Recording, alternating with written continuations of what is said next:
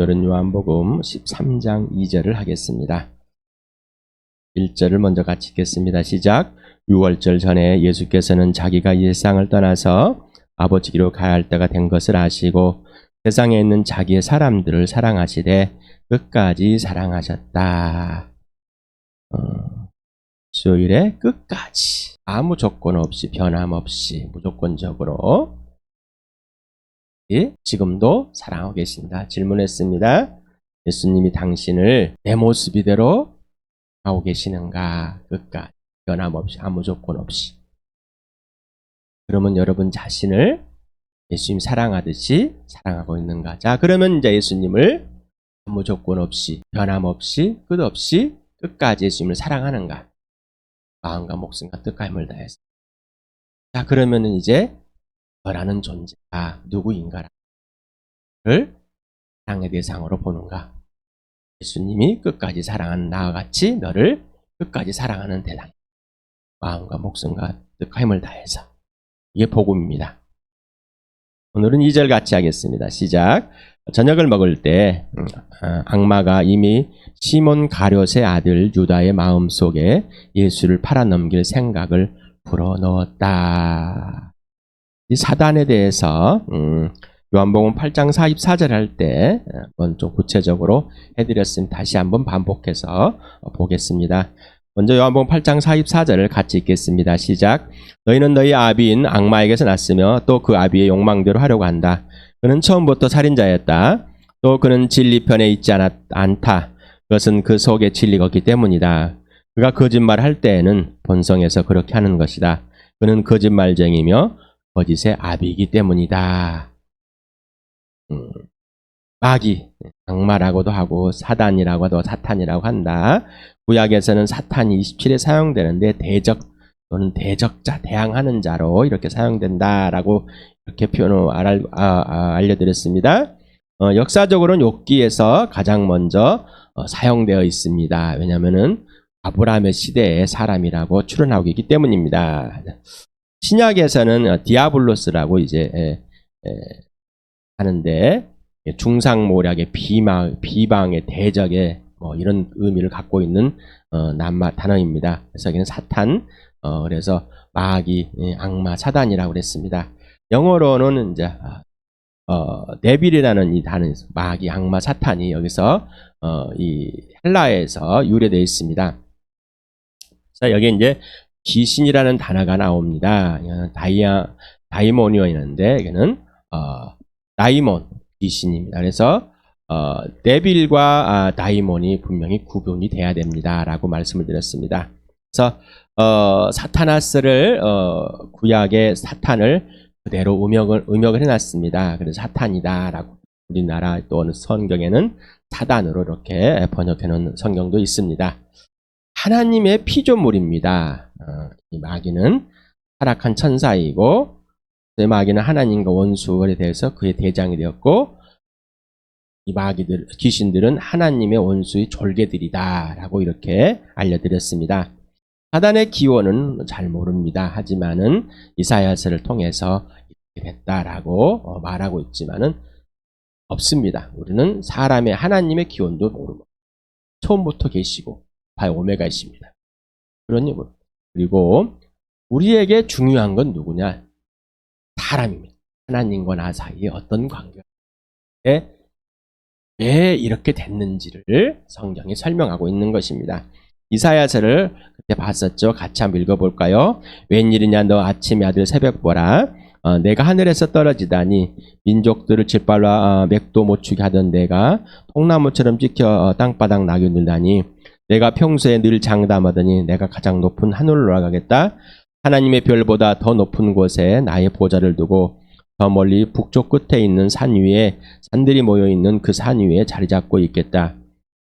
내가 저 구름이 올라가서 가장 높으신 분과 같아지겠다 하더니 그렇게 말하던 내가 수월로 땅 밑 구덩이에서도 맨 밑바닥으로 떨어졌구나. 계시록 12장 9절에는 이렇게 사도 요한은 고백하고 있습니다. 그래서 그 큰 용 곧 그 옛뱀을 땅으로 내쫓겼습니다. 그 큰 용은 악마라고도 하고 사탄이라고도 하는데 온 세계를 미혹하던 자입니다. 그 용의 부하들도 그와 함께 땅으로 내쫓겼습니다. 이렇게 이제 사단의 근원을 알아보는데 정확한 알지만 지금 이런 상황이다라고 이렇게 되었다라고만 말하고 있습니다. 그러니 성경이 말하면은 말하고 멈추시기 바랍니다. 여기 시몬의 아들 가룟이라는 유다라고 나옵니다. 그래서 시몬의 아들이고 분명히 가룟인데 이거는 지역의 이름일 것이다. 아니면은 어떤 열심당의 이름일 것이다. 이렇게 학자들은 추론하고 있지만은 어찌 되었든 그것이 무엇이든지 그렇게 될 수도 있지만 그러나 가룟 유다이다. 유다는 참 많이 사용했습니다. 예수도 많이 사용했고요. 그래서 유다는 야곱의 셋째 아들로서 아주 유명한 사람입니다. 그래서 이 유다는 뜻은 찬양하다라는 의미라고 있습니다. 그래서 아마 가룟의 사람의 유다라고 이렇게 표현한 것 같습니다. 이 유다에 대해서 요한복음에서 두 번 앞에 나옵니다. 그래서 요한복음 6장 53절에서 71절을 보면은 나는 너에게 생명을 주는데 그 생명이 바로 내 살과 피를 마신 사람이 영원한 생명을 가지고 있는 것이 지속된다라고 이렇게 말할 때 이제 제자들은 사람들은 도망가 버렸습니다. 그리고 제자들도 너희도 도망가려느냐 그럴 때 아닙니다라고 했을 때 예수님이 이제 이렇게 말하죠. 6장 70절 71절을 같이 읽어볼까요? 시작.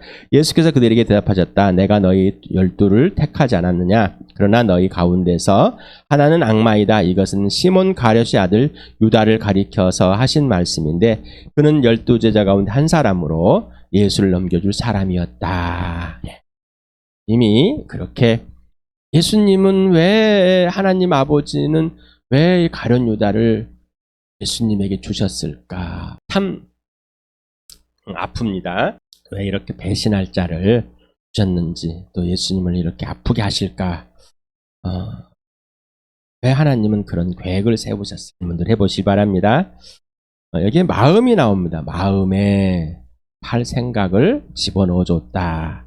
이 마음엔 카라디아라는 심장을 먼저 의미합니다. 육체적으로 육신에 있는 심장을 의미한다 합니다. 그래서 우리 의학에서 카라디악 심장의라는 이런 영어 단어입니다. 그래서 헬라어에서 이렇게 변형되어 있습니다라고 학자들은 말하고 있답니다. 그리고 속, 내부, 중심, 기분, 감정 이런 의미를 말해서 이 마음이라는 거죠. 이 마음이 또 이 안에 영혼이 있다. 그래서 이 영이 살아야 된다. 살아야 된다. 그래서 이 마음은 정신적, 도덕, 이성적, 감성적을 판단하고 의사하고 결정하는 곳이다 라고 이렇게 성경은 말하고 있습니다. 그래서 이 마음 하나님을 인식하고 인정하고 하나님이 여기에 계시는 곳, 모시는 곳이 하나님이 중심이 되는 곳입니다. 그래서 하나님의 성전이 삼여지는 겁니다. 그런데 이제 이 마음에 하나님을 두기를 싫어했습니다. 인정하기를 싫어했습니다. 하나님을 여기에 두기 싫어해버렸어요. 그래서 이게 바로 죄의 발생이다. 마음에서 죄가 발생했다. 그래서 하나님을 인정하지 않아. 하나님을 떠나버렸다라고 된다. 이 마음이 하나님을 떠나버렸습니다. 라고 했어요. 아까 마귀의 자식. 이 세상은 통치하는 사단. 그래서 이 세상의 통치자는 사단입니다. 그래서 이미 이 유다는 마음이 떠나버렸습니다. 이미 마음 중심에 자신의 이익에 따라 살며 그 마음을 숨기며 예수님을 따르고 제자들과 함께 했습니다. 그래서 요한복음 우리 12장 할 때 봤었죠. 마리아가 향유를 예수님의 머리부터 발까지 달면서 머리카락으로 씻기는 것을 때 유다의 반응이 나옵니다. 같이 한번 또 볼까요? 시작. 그때 마리아가 매우 값진 순 나드 향유 한 근을 가져다가 예수의 발에 붓고 자기 머리털로 그 발을 닦았다. 온 집안의 향유 냄새가 가득 찼다. 예수의 제자 가운데 하나이며 장차 예수를 넘겨줄 가룟 유다가 말하였다. 이 향유를 300데나리온에 팔아서 가난한 사람들에게 주지 않고 왜 이렇게 낭비하는가? 그가 이렇게 말한 것은 가난한 사람을 생각해서가 아니라 그는 도둑이어서 돈자루를 맡아가지고 있으면서 거기에 든 것을 훔쳐내곤 하였기 때문이다. 마귀의 자식입니다. 마귀는 거짓말쟁이요, 사단이다. 그래서 거짓의 아비이다.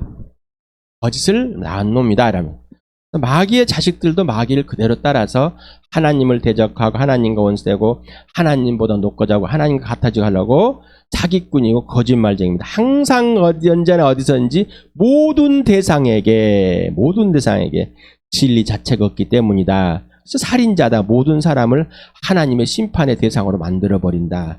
자신이 주인이고 왕이고 자신이 하나님이다. 이렇게 생각합니다. 이렇게 하고 행하고 있습니다. 나는 이 정도는 아닌 것 같은데, 그렇게 생각하시는 분은 아주 악하게 지금까지 이렇게 살고 오신 분이십니다. 똑같이 살고 오신 분이에요. 항상 어디에나 어디든지 모든 대상은 하나님, 삼위 하나님도 포함되어 있습니다. 이 사람은, 이 마귀 자식은 마귀가 100% 자기중심입니다. 그러니 마귀 자식도 100% 자기중심, 자기이익밖에 모릅니다. 아주 이기적입니다. 그러니 어떻게 해요? 사람들을 꼬드겨가지고 마귀가 자기가 받을 심판의 대상에 포함시켜버린 거죠. 살인자라는 겁니다. 거짓말해가지고, 꼬드겨가지고. 자, 우리는 이렇게 해서 죄와 죄의 성품으로 형성이 됐습니다. 자, 여러분 자체가 이거예요. 하나님을 대적하고 하나님과 원수되고 하나님을 높고자 하고 하나님 갖다지고 하고 사기꾼이고 거짓말쟁이고 항상 언제나 모든 생에 뻥치는 사람이고 자기 이익을 위해서 바꿔놓은 사람입니다. 진리 자체가 없습니다. 살인자입니다. 자신이 주인입니다. 왕입니다. 항상 자기 중심으로 돌아가 있습니다. 항상 자신의 이익만 생각합니다. 아주 이기적입니다. 분명하십니까? 그래서 여러분 마음이 산산조각이 되었고 분산되어서 산만한 겁니다. 산만. 12명의 제자들이 있습니다. 이 제자들을 볼 때 어떻습니까? 이 제자들을 볼 때 자기 직업을 버리고 예수님을 따라왔던 사람들인데 이 사람들은 항상 자기 중심적으로 자기 가치관으로 자기 세계관으로 자기 경험으로 항상 근데 자기 이익을 합니다. 예수님을 따라온 것도 따라왔는데 자기 욕심에 있습니다. 언제나 항상 보면 반응들이 이렇습니다. 그런데 꾸준하게 또 가룟 유다는 어떻게요? 돈에 팔려서 계속해서 어떻게 하면 이 이익을 챙겨볼까 하는 것. 실제적으로 이제 그것을 행해왔던 사람입니다. 그동안 나머지 제자들은 뭔지 모르고 행했습니다. 자기가 뭔지를 모르고 뭐 목숨 걸고 죽겠다. 왜 예수님 죽으려고 그럽니까? 뭔지도 모르고 자기 이겼는데 뭔지 이게 왜 발생하는지도 모르고 했는데 가룟 유다는 계속해서 뭐예요? 돈을 훔쳐왔다라는 건 뭐예요? 계속 자기 이익을 위해서 이미 실행하고 있었습니다. 뭔지 다 알 수 있다는 것이죠. 그렇다고 해서 나머지 11명이 예수님을 지켰습니까? 아니요. 도망갔습니다. 왜 그런지 모르죠. 그렇지만 다 뭐요? 죽음의 공포 때문에 벌벌벌 떨고 그렇게 됐습니다. 예레미야 17장 9절 오랜만에 보겠습니다. 같이 읽어볼까요? 시작. 만물보다 더 거짓되고 아주 썩은 것은 사람의 마음이니 누가 그 속을 알 수 있겠습니까? 여러분, 생선 냄새가 아주 비릿하고 썩은 냄새죠. 화장실에 정화조 냄새가 너무 저도 이 냄새에 굉장히 민감해서 아주 싫어합니다. 역겨워 느껴집니다. 그래서 이 수산물 시장에 가는 걸 제일 싫어하는 곳 중에 한 곳입니다. 그런데 여러분 자신이 이렇게 부패했다는 거, 성한 곳이 하나도 없다는 것, 진리가 아예 자체가 없다는 것에 인정하십니까? 12명의 제자들은 어땠습니까? 항상 자신의 기질과 죄의 성품으로 예수님을 대하고 있지 않습니까? 그러면 이제 11명의 마음의 상태는 어땠을까요? 가룟 유다의 마음의 상태는 어땠을까요? 그러면 당신의 마음의 상태는 어떻습니까? 당신의 마음의 상태를 평가하는 기준, 근거, 원인, 이유는 무엇입니까? 그러면 이들을 평가할 때 어떻습니까? 오직 예수 그리스도와 부활과 십자가만이 되십니까? 오직 성령에 의해서 평가되는 것입니까?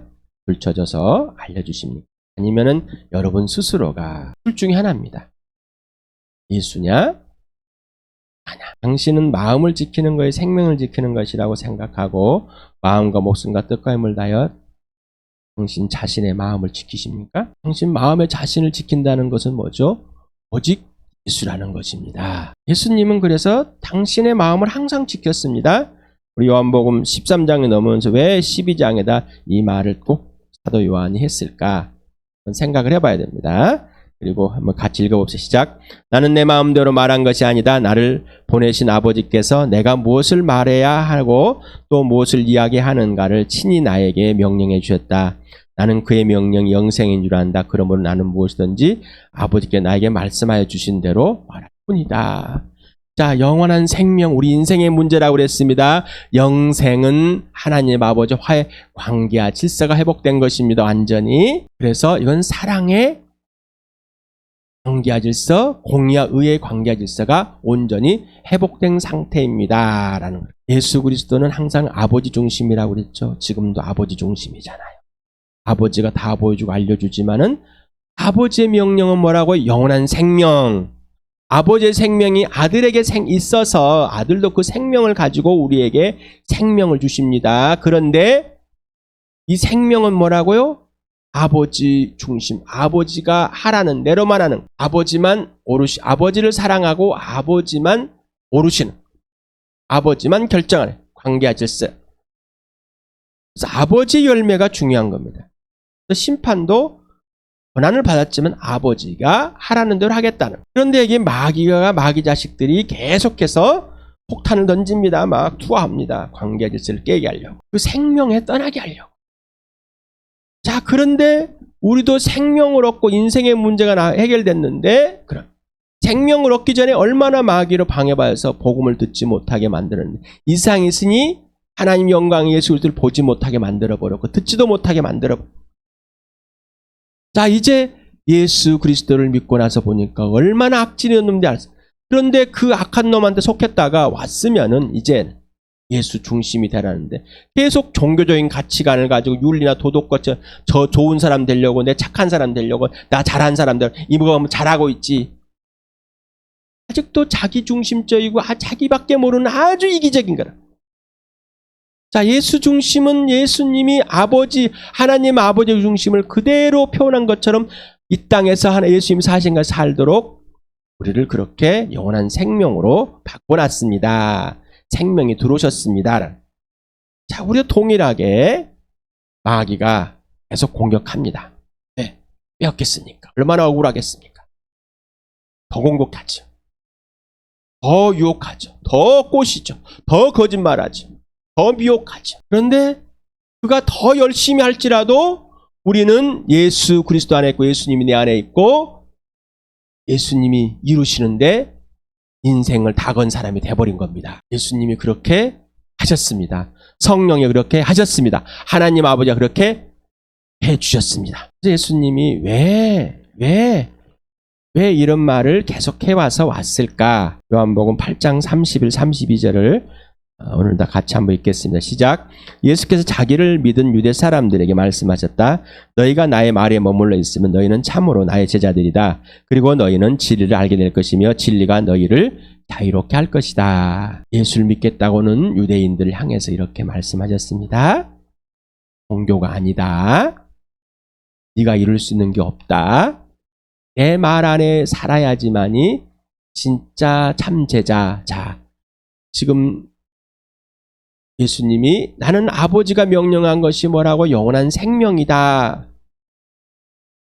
내가 아버지 말 안에 항상 살고 아버지의 아들로서 자녀로서 또 아버지 아들로서 제자로서 그대로 행하고 있다. 명령에 순종하고 있다. 너희도 이래야지만이 안다. 왜? 아무것도 모르니까. 진리 자체가 없으니까. 자, 그래서 진리를 알고 죄는 더 이상 너를 침범할 수가 없다라는 더 이상 죄의 종이 되는 게 아니라 항상 예수님께 예하는 예수님의 종이 되는 겁니다. 예수님의 제자가. 그래서 자녀는 제자이다. 생명과 사랑의 관계 질서이다. 아버지 명령에 순종한 것처럼 예수의 명령에 순종하는 것이다. 질문합니다. 당신은 어떤 마음 상태인지 성령께서 들추어 가르쳐 주신 대로 자신의 마음을 보고 있습니까? 아니면 죄의 성품과 지니며 자신도 모르는 마음으로 살고 있습니까? 또는 성령께 들추어 거짓됨을 가르쳐 주시는데 거절하고 거부하고 있습니까? 여러분의 마음 중심과 바탕이 오직 예수인가? 아니면은 모든 것이 거짓말입니다. 예수가 아니면은 뭐라고? 다 거짓말. 사탄이 생각을 넣어준다. 어머나 얼굴 무서워서 어떻게 살아? 이미 여러분은 마귀 자식으로 마귀의 생각에 다 가르침을 받고 꼭 마귀처럼 돼 있습니다. 이게 인정이 되고 이게 실체가 돼야 돼.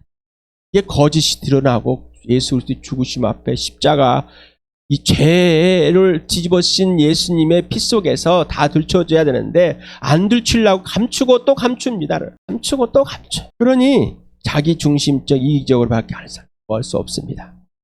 금방금방 나타납니다. 바로 면전에서 얼마나 자기 중심인지가 확 들춰집니다. 당신의 마음에 있는 생각, 감정, 판단, 표현이 어디에서 왔는가? 자신에게서, 사탄에게서. 이거는 마귀의 것이 됩니다.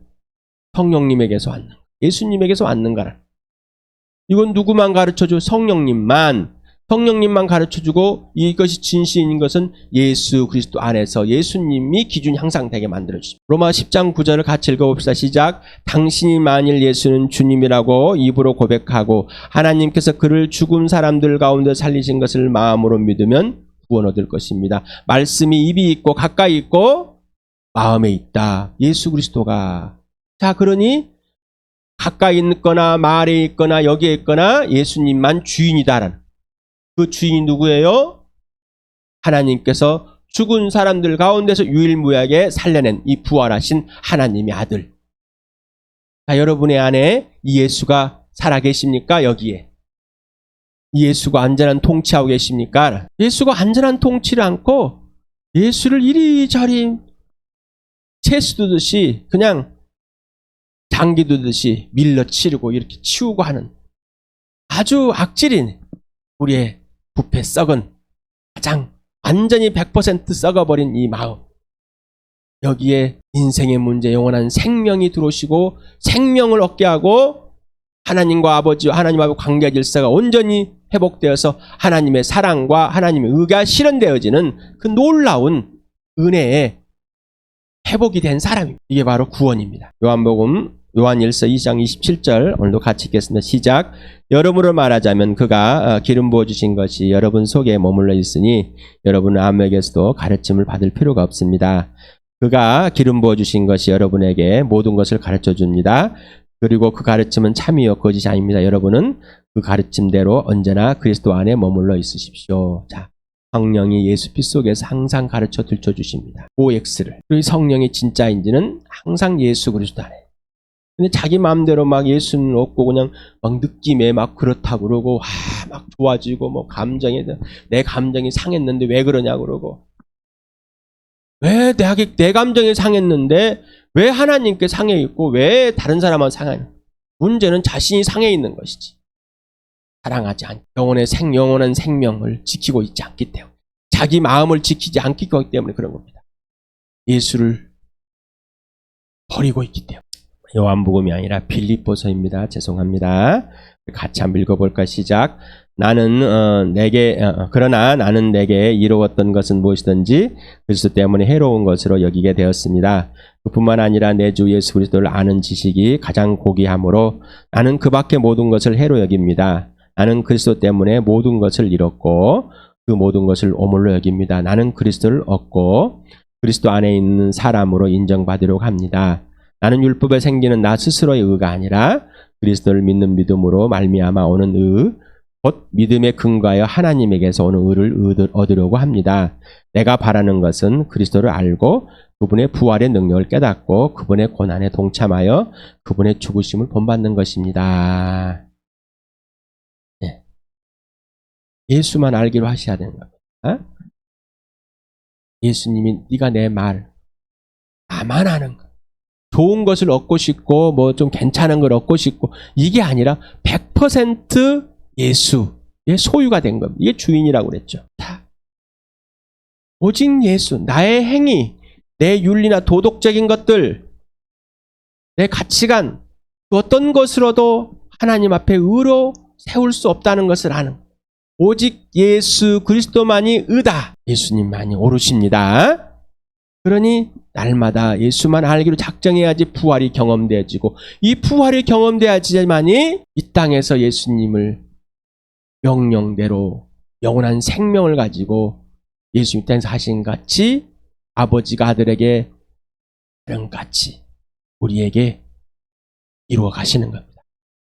예수님은 첫 번째 가장 우선으로 고난을 받으셨습니까? 아니요. 예수님은 가장 먼저 최우선으로 제일 먼저 첫 번째 모든 것 전부가 아버지의 생명이 예수 안에 있고 그 예수는 아버지의 생명을 지키는 것이고 아버지의 명령에 순종하는 것이고 아버지와 사랑의 관계 질서를 아버지만 어리신 것을 항상 지킨 것입니다. 이것이 첫 번째입니다. 이게 전부입니다. 이걸 하니까 예수님이 아버지 명령대로 행하게 된 것이죠. 자, 우리도 뭘 하면 고난을 먼저 받겠다, 뭘 하겠다는데 이거는 예수 그리스도만이 전부가 되고 예수의 안에 있고 예수님 명령에 순종하고 사랑의 생명의 그 관계 질서가 의가 질서가 분명해야지만이 바로 이 부활이 영원한 생명이 죽었다 살아났다는 이 몸의 부활이 더 이상 이상의 공포가 지배하지 못하는 이런 상태하니 예수님이 하라는 대로 하게 된다는 것입니다. 그런데 이 땅에서는 뭐라고요? 고난이 있고 죽음이 있다는 것입니다. 이게 복음입니다. 에레미야를 한번 읽어봅시다. 시작. 나야에가 말한다. 나야에게서 마음을 멀리하고 오히려 사람을 의지하며 사람이 힘이 되어주려니 하고 믿는 자는 저주를 받을 것이다. 그는 황야에서 자라는 가시덤불 같아서 좋은 일이 오는 것을 볼 수 없을 것이다. 그는 소금기가 많아서 사람이 살 수 없는 땅, 메마른 사막에 살게 될 것이다. 그는 야훼를 믿고 의지하는 사람은 복을 받을 것이다. 그는 물가에 심은 나무와 같아서 뿌리를 개울가로 뻗으니 잎이 언제나 푸름으로 무더위가 닥쳐와도 걱정이 없고 가뭄이 심해도 걱정 없다. 그 나무는 언제나 열매를 맺는다. 예. 여러분 사람이나 돈, 여러분 자신, 마귀가 거짓말하는 여기서 그냥 있는 사람 어떻고요? 그냥 황폐한 것이다. 그러나 마음을 지키는 사람, 마음이 하나님께 있는 사람, 하나님이 마음에 있는 사람, 예수님 마음에 있는 사람 뭐요? 항상 풍성하다. 근데 뭐가 있다? 가뭄도 있다. 무더위도 있다. 주요 환경은 항상 고난이 있다. 죽음도 있다. 하지만 항상 풍성하다. 예수님의 열매. 예수님은 항상 아버지 열매. 우리는 항상 예수 열매. 이것이 전부입니다. 당신은 사단에게 마음을 빼앗겨서 자신의 이익만 챙기려고 자신을 팔고 부모를 팔고 자녀를 팔고 아내와 남편을 팔고 친구를 팔고 이웃을 팔고 나라 국민을 팔아서 얼마나 이득을 챙기고 있습니까? 성령이 알려주신 대로 꼭 보시길 바랍니다. 당신은 하나님의 명령은 오직 영생이며 그걸 지키기 위해 예수만으로 살고 있습니까? 마귀를 대적하는 방법. 자꾸 법을 물어봅니다. 딱 한 가지밖에 없습니다. 유혹인지 아닌지 예수만이면 됩니다. 이게 성령이 들쳐 예수만이면 되는데 우리는 그걸 합니다. 설명을 해요. 유혹하는 자, 미혹하는 자고 참소하는 자고 이렇게 막 했습니다. 맞아요. 우리에게 정보를 줬습니다. 이런 거. 그렇지만은 예수만 알면은 거짓이 분명히 들춰나 버립니다. 오직 예수만, 오직 부활과 십자가만, 오직 예수만이 기준과 원인과 이유가 근거가 되는 겁니다. 예수님과 개인적인 실제 지속적인 사귐으로 실체적인 예수, 부활이 경험되어지는 것. 예수와 함께 죽고 옛사람 예수님만 주인 되는 삶. 이게 분명한 겁니다.